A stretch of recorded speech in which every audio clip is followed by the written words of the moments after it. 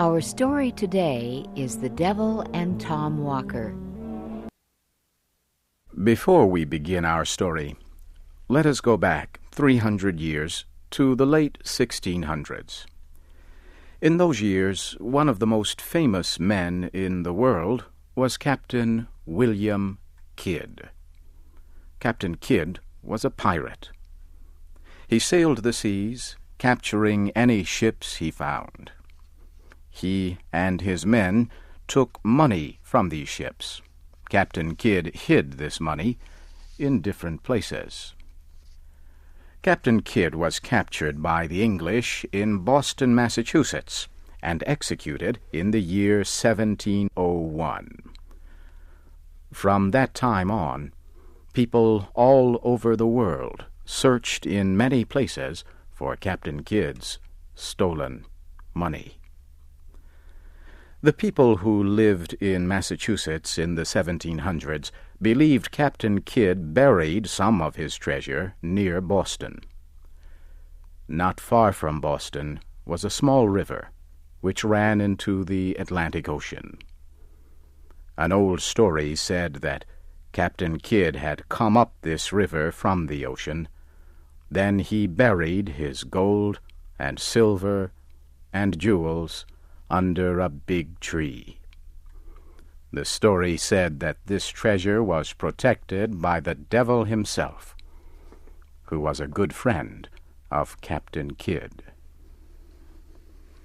In the year 1727, a man named Tom Walker lived near this place. Tom Walker was not a pleasant man. He loved only one thing: money. There was only one person worse than Tom. That was his wife. She also loved money. These two were so hungry for money that they even stole things from each other. One day, Tom Walker was returning home through a dark forest. He walked slowly and carefully so that he would not fall into a pool of mud. At last, he reached a piece of dry ground. Tom sat down on a tree that had fallen. As he rested, he dug into the earth with a stick. He knew the story that Indians had killed prisoners here as sacrifices to the devil. But this did not trouble him. The only devil Tom was afraid of was his wife. Tom's stick hit something hard. He dug it out of the earth. It was a human skull. In the skull was an Indian axe. Suddenly, Tom Walker heard an angry voice. "Don't touch that skull!" Tom looked up. He saw a giant sitting on a broken tree. Tom had never seen such a man. He wore the clothes of an Indian. His skin was almost black and covered with ashes. His eyes were big and red. His black hair stood up from his head. He carried a large axe. The giant asked, "What are you doing on my land?" But Tom Walker was not afraid. He answered, "What do you mean? This land belongs to Mr. Peabody." The strange man laughed and pointed to the tall trees.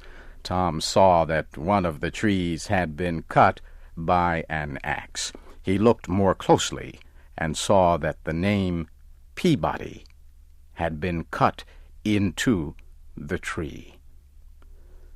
Mr. Peabody was a man who got rich by stealing from Indians. Tom looked at the other trees.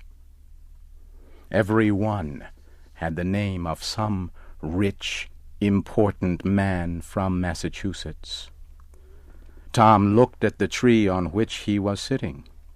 It also had a name cut into it, the name of Absalom Crowninshield. Tom remembered that Mr. Crowninshield was a very rich man. People said he got his money, as Captain Kidd did, by stealing ships. Suddenly the giant shouted, "Crowninshield is ready to be burned. I'm going to burn many trees this winter." Tom told the man that he had no right to cut Mr. Peabody's trees. The stranger laughed and said, "I have every right to cut these trees. This land belonged to me a long time before Englishmen came to Massachusetts. The Indians were here. Then you Englishmen killed the Indians. Now I show Englishmen how to buy and sell slaves, and I teach their women how to be witches." Tom Walker now knew that the giant was the devil himself. But Tom Walker was still not afraid. The giant said Captain Kidd had buried great treasures under the trees, but nobody could have them unless the giant permitted it. He said Tom could have these treasures, but Tom had to agree to give the giant what he demanded. Tom Walker loved money as much as he loved life, but he asked for time to think. Tom went home.